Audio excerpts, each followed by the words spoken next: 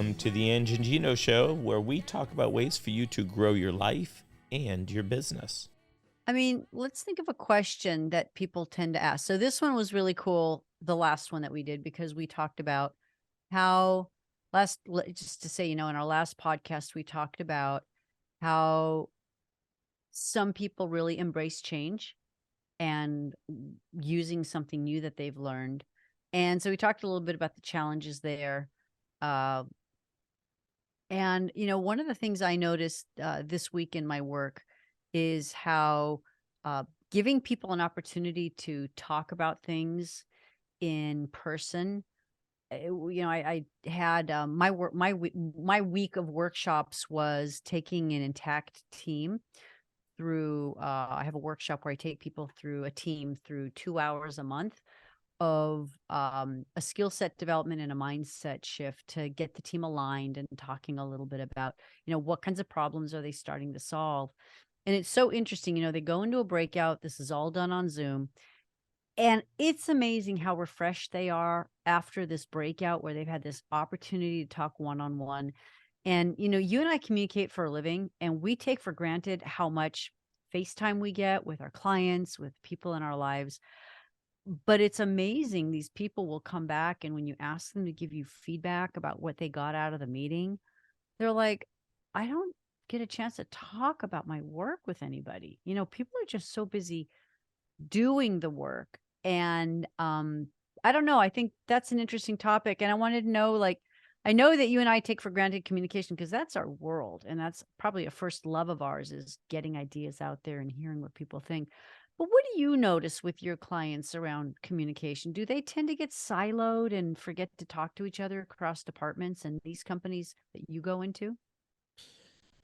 Well, the challenge is more of something you said earlier today, that you manage the crisis. Mm-hmm. What I always I always refer to that is, don't let your day run you. You have to run your day.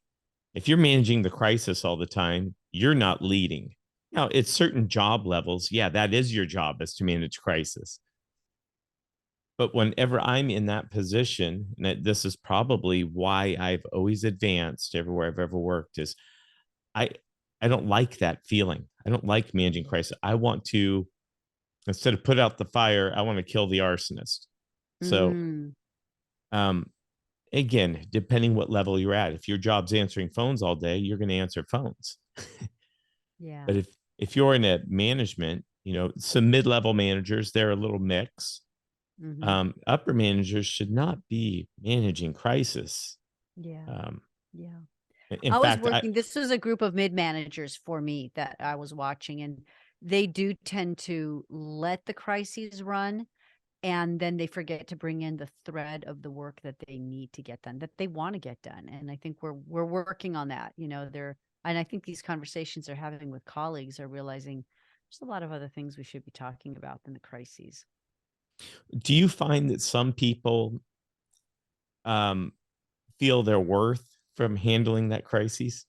Yeah, that's a great question. So if we use sort of to answer that question, if we use the Myers-Briggs as a backdrop, there are definitely some Myers-Briggs types. There's 16 types on the Myers-Briggs. There's a handful, maybe like 3 or 4 types that actually thrive. We call them the firefighter styles, and they really thrive on being present in the moment, calming a situation down, figuring out challenges, staying calm in a storm, helping others. It's a real helpful style. So yeah, we are wired for some of that. I don't want to call it adrenaline, because a lot of these firefighters actually go in super calm. So they, I don't know, they're a little bit the MacGyvers, the firefighters, they like that sense of urgency and accomplishment. They are not so great at long range planning. However, you can see that long range planning for these guys, routine, a little boring. There's no adrenaline. There's no helpfulness. I think these people have a real helpful streak. So yeah, great question. That there is So, definitely a type. so those people, in my mind, they're going to have a hard time ever moving to upper management because they like that. Yeah. And the other challenge is, I think that it helps their day go by. Like I've been in that position where you show up and you don't have to really think about what you're going to do that day because it's going to happen to you. And the day goes by quick when you're running around handling things, but you're not making progress. Mm-hmm. And for me, the way I want my businesses to run is I want progress. In fact, I Yeah. want my managers, my upper managers, they should function in a way that it looks like they don't do anything. Yeah. Yeah. Well, and this is an interesting dimension for people to think about themselves because I think you're describing, when we talk about this person who likes to be the firefighter, that's a very reactive kind of setup, right? We talk about being reactive versus proactive. And what you're describing is that importance of being proactive, like setting things up, planning, organizing, watching to see what happens, making change, sort of moving a needle forward. Whereas I don't know, a firefighter could just go fight fires over and over and over again, not necessarily advance, maybe not even advance how they're putting out the fires. Maybe there's some advancement metaphorically. The more we do things, the better we get. So there might be, but there's no systematic tracking of doing anything better. And I think there is that reactive versus proactive. And I think in our one of our other podcasts, we talked about, the clients that come to me that are now in a reactive mode. The disasters happen. Oh my God, you got to help us. Versus the clients that are in the proactive mode say, hey, we have this change coming up. We're planning it. We're knowing what's going to come. Help us work on that. You can even see that in some senior teams. I mean, I'm sure when you've seen people be more reactive in a senior position, that's not so great, is it? No, that, that's a that's a roadblock. Mm, It's and I see that. Of course, it's easy for us to go into someone else's company and point out all the things that are wrong.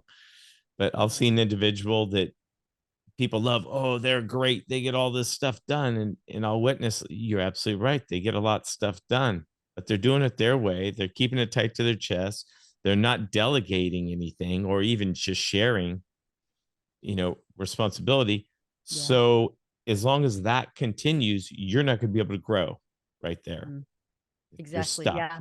You're going to be limited to their abilities, which are going to be challenged as we Yeah. get bigger. So, um, And that is, we talk about, what you're describing is something that is important and it does impact, it impacts that business that really wants to grow from being really small to being kind of medium sized company. That if you leave all the knowledge inside the heads of the employees and you don't like extract what the process is that people are doing, like you said, you can't teach it to other people. You become heavily reliant on that actual person. If you get turnover, you lose a lot. You lose a lot. Um, it's interesting. I with the Wall Street Journal article today talked about when Apple comes knocking, you should be worried. It was a story about how Apple tends to go to these little tech companies that have, you know, uh, created patents and have these little interesting apps that measure like blood oxygen and that there's this trend where they go in and they meet you and they want to partner with you and then they go back out and they don't partner with you. They just hire all the people away at double the income that they were making. And oh, so wow. you lose that intellectual capital in that person. And the smaller the company, people think, oh, they'll never leave. And I tell people, like, you need to extract everything inside someone's head as much as possible. And that's where you need that kind of personality. There's a personality that loves codifying knowledge, turning it into code, writing it down, creating some SOPs. Like, that's a drain of intellectual capital and social capital in a Yeah. company. So real risk. And while not everyone's worried about Apple coming knocking on your door, it's a real important harbinger of, small businesses that tend to rely on people that don't have systems in place. You're big on systems, Gino. I'm big on systems, processes to track. And that's what saves a company from relying on people in a way. Because I mean, sadly, pretty much everyone's got a price. Someone you think would never. It's sad, but I've seen owners' hearts be broken when Yeah. people finally find their price. So Yeah. interesting topic. Yeah. News noteworthy in the news. That article's still out there today. So yeah, it's a good one. Hmm. I just let my Wall Street Journal subscription lapse. I did too. But you know what? I'm on digital. I kept the digital. Well, mine was only digital. Yeah, Oh, I I was just, reading newspapers. Yeah. oh, yeah, I wasn't reading it often enough anyway.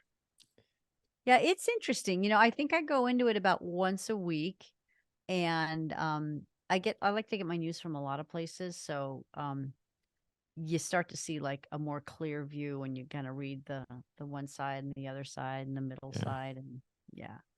But yeah, it's not too bad, not too shabby. I get tired of hitting paywalls. You want to read this article? Oh, Well, that's and you why got I the got it. But the intro thing was like my wife bought it for me. And then oh, she said, wait a if week, a month. They'll be throwing it at you for $1 a week I again. just got it. I just got the email. I thought maybe I should do that again. Yeah, that's what I did. I dropped it and then they're back. And it's just like, just leave them hurt long enough. Here's our podcast on how to get good deals on your Yeah. newspaper, right? You let them sit for a while, they just start marketing you. Come back. We want you back. Yeah. And yeah, you know how to dominate as a customer when it's Yeah. your time to dominate. Yeah. Okay. So let's go back to people.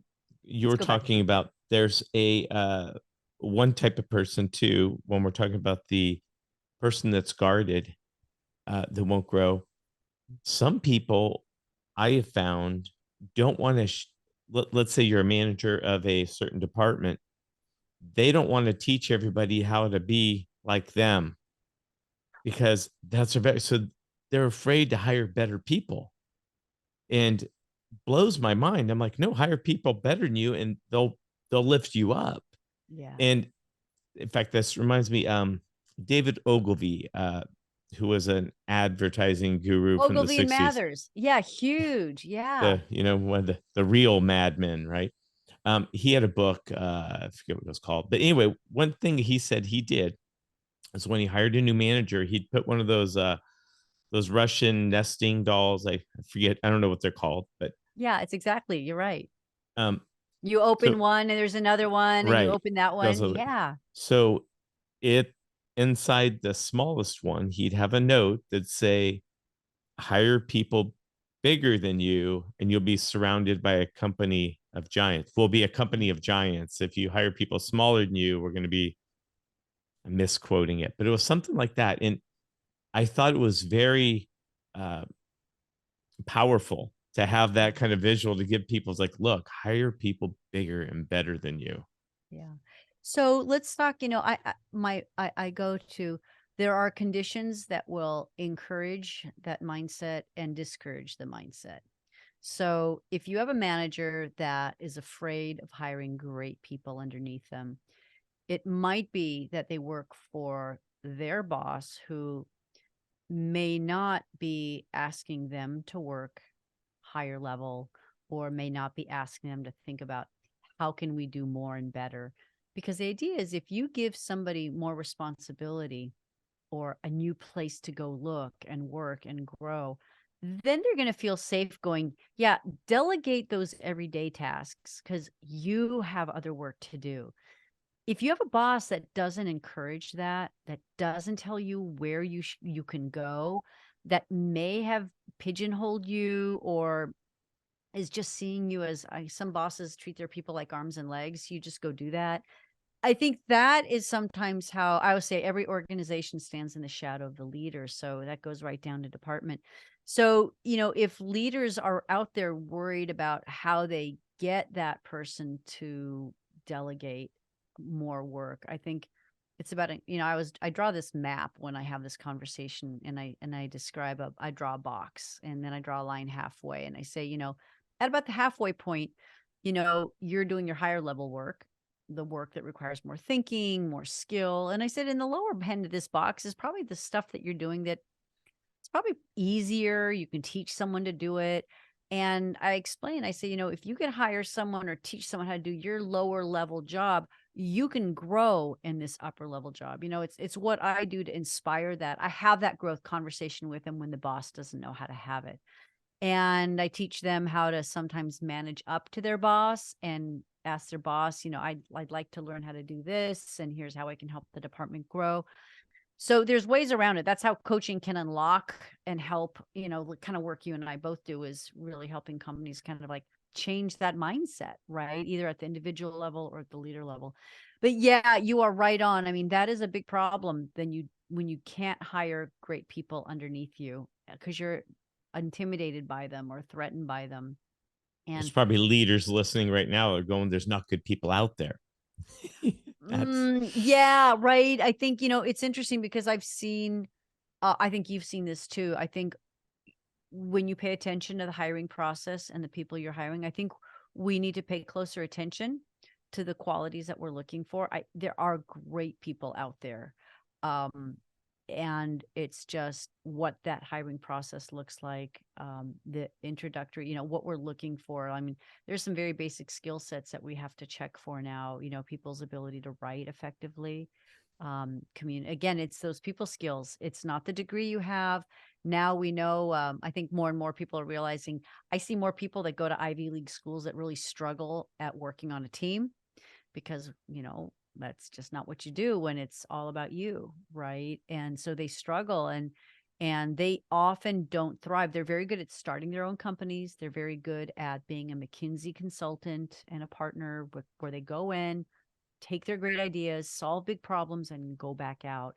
But when it comes to dynamically running a team, those people kind of struggle. So I think people looking in different corners of the world, not just at the top 25 schools that we've got, is there's a lot of talent out there. There are a lot of great people all over. I just tell people, don't be discouraged. Don't be discouraged. You just need a closer look at how you're hiring. I think we need to help HR people if they're hiring. We need to have recruiters not just get warm bodies into seats or in front of their leaders that are, that they're doing the work for. I think we have to up the ante on the game of hiring all around. Oh, I agree with that. And just the whole process of how we welcome these people. Like their On first board. day. Yeah, the Yeah. whole onboarding process. Oh my, so many Oh yeah. companies just overlook that. We're And doing we you were a both in a favor by giving workshop. you a job. Yeah. Oh yeah. Your reward is that you have a job, Yeah. not. Yeah, and those are companies that have very different cultures. I think the culture of a company is really important. I don't think you need to, you know, let your people come to work in pajamas and serve them beer every afternoon. I don't think that's called taking care of your employees, because I think your people should go home and be with their people at the end of the day, right? I think that's a little bit of a like different approach that may have backfired here and there. But you and I were in a workshop a couple weeks ago where the team that we were working with really called out someone in, I think they had a call center that they ran. And the way she welcomed new people, she, decorated their desk. She got the others to come around and introduce themselves to the new person. And there was a real culture of, what do we do when new people start? And these are such simple things, right? Doesn't cost a lot of money, doesn't take a lot of time, but that simple art of welcoming people, you're so right, Gino. It makes a difference in how people feel and what they want to bring to work, right? Right. It's a two-way street. Everything in life is a two-way street, right? Yeah. What we forget about, I think, that when you're new at something, you don't know where anything is. It's always especially if you're an extrovert, they'll figure it out. They're gonna have no problem in that situation. An introvert has a hard time introducing themselves to people. They're sitting there in a desk and strangers are walking by, not even looking at them. Yeah. I mean, how's that make you feel? And that is so common. That's Yeah. like the norm unless it's talked about. It's Totally agree. And it does help people open up more quickly. And I think you're right. That kind of welcome also encourages people to ask questions and, where can I find this? Or, I have an idea. I think the sooner you can set the tone for letting your employees know that it's okay to be curious. The other part is, if you don't give a welcome and an explanation of the company that you are the company culture that they're coming into, they're likely going to still be responding to the last company that they worked for and just do what worked there. Because, I would say we're kind of all rescue dogs. We're kind of like all a little like, either frustrated or hurt or like not happy with something that we were doing before. And so we bring that with us. And if we don't have a real neat onboarding where we talk about the culture, here's what we want to encourage you to do, here's who I am as a leader, as your boss, we'll have half an hour every week together, set those expectations, help them. Like people will just respond to the current culture based on the past culture because they don't know any different. And it takes a while to figure out culture too, if you don't call it out. Yeah. Culture seems to be such a what's the word? It's like a buzzword or something that I think it's lost. It's a big word. Yeah. Yeah, it's lost its actual I don't know. It's not as important because it's just a word. Yeah. I completely agree, which is why I wrote a book about it. And I create a metaphor that's kind of, I don't want to call it like the Who Moved My Cheese kind of book, but I kind of create a little metaphor of a fish tank, right? That, we are, when you're in a company, we're on a little fish tank and we jump into that fish tank every day. And, culture is the water that we swim in, and you don't really notice it. And so, because the fish in the fish tank, they don't notice the water, it's just there, right?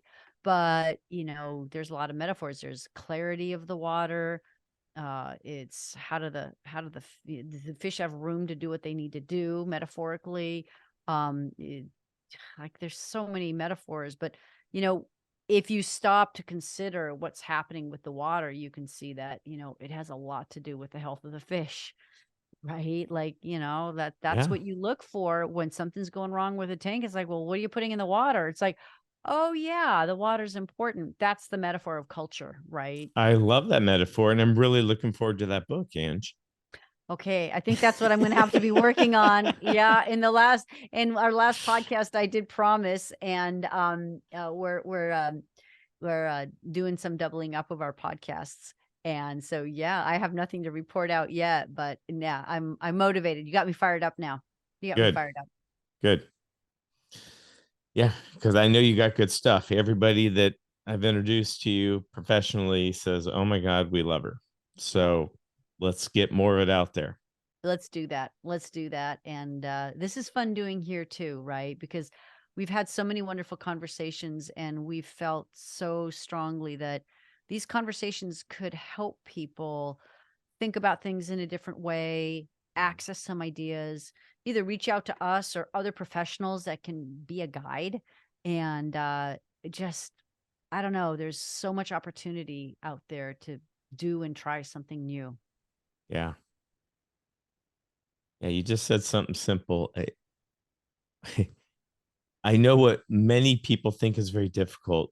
We find in our profession, it's such a simple solution. Mm. It's always simpler said than done, but I think many people overcomplicate their jobs. Yeah, You know, absolutely. I agree. And I think when there's something that's unknown, I think mentally it does take up a lot of room in our head. I have a funny story I'll share with you. I've been working with this ops team. They're an agriculture company, so they process product out of the field, and this head of operations, is just really kind of learning how to have what I call the people side of the conversation. And I had worked with him. He was preparing to have this people conversation with one of his direct reports, and he was going to give him feedback. And he was sweating. He was like, I'm going to set aside an hour to talk to him. And I knew what time the meeting was going to take place. It was top of the hour start. Literally 6 minutes into that hour, he calls me. And I said, hey, he goes, hey, I got news for you. He's like, I can't believe how fast that was. I said this, he said that, we talked, it was like easy as. So something that literally literally on his calendar took 60, he had set aside a whole hour to do this. he realized was part of a conversation that only took 5 minutes. And I hold that out there for people like, oh, this people stuff. I'm like, you know what? You just think it takes a long time. But now it's like now these guys on all his guys, all the team, they just know you just get it out there. You get it out there. The benefit of working with a team all at once is they all know everyone knows everyone's trying on new stuff. And so you can prepare people to accept an attempt at doing something right, even if it's not perfect. And that's what this team's done. So anyway, so yeah, you're right. People do think of things that they can't do in such a different way, So Yeah, I love well, that. on to your comment there about the conversation. I've witnessed when a difficult conversation needs to be had, that will be a 5-minute conversation. I've seen managers spend 3 days agonizing over Oh, it. I All this know. negative energy, they can't do anything else. So they're totally worthless for 3 days because They they've got to can't have this sleep, difficult. all of it. I'm like, just do it. Yeah. Just Oh, yeah. rip the band-aid. That's Well, and there's ways, there are ways to get into a conversation. I think one of the ways I prepare people, Gino, and I think you're good at this too. You may have some of tips up. I would say tips to share. But what I do is I say, ask the person how they think something's going. If someone is doing X in their job and it's not going so great, ask them how they think they're doing. Because if they say, oh man, like I am struggling, this is hard, then you start the conversation in a different place. Like, wow, man, tell me how that's going. Let me be a support to you. If they come back at you and they're like, oh, it's great, like I think it's just wonderful, that's a different place for the conversation to start. So I right. would say give yourself a meatball pitch and you just throw the question out there, because I think a lot of people, and then if they come back and say, "Oh, everything's great," you can go back and say, "Well, so, I know there's different parts to this process. Like, how's this part of the process going?" Like, "Oh, well, that part, yeah, like I'm not doing that part." Well, and that's interesting because I'm getting some feedback about that. Like, boom, you're already there. And people just like go, "Wait a minute, Angela, you just made that sound so easy, right?" So it is that easy. That's why I tell people, like, Right. conflict is not that hard. Conflict is in your head, not in the actual conversation. I know you know this in spades, right? You and I Yeah. both live to tell our clients the truth about what will help their businesses in a way that's constructive. And we don't sweat it. I mean, we think about it, we clarify the message, we bring the data, but we don't sweat about it and stress about it. Well, it's a little different though for me because I'm mostly talking to the owners or upper managers. So Hmm. they might get pissed off at what I'm saying, but it's never, they're usually mad at themselves, like, damn it, you're right. Right, Um, right. But they're it they're keen for that feedback. yeah, but lower level people, the tears start going. Yeah. Yeah, it's It, hard. And it's that's where the often taken as probing a personal questions. attack. Yeah. Yeah. And that's where the probing questions can be really helpful, because you can start with where they may not be looking at themselves. They may have some blind spots, right? Yeah. I think when you can identify a blind spot, that's when you want to be careful and gentle, because it's busting through a blind spot where you get tears. Yeah. Yeah. Yeah.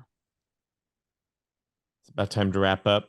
It is. It's been another great podcast, Gino. Thanks for your ideas. I love it.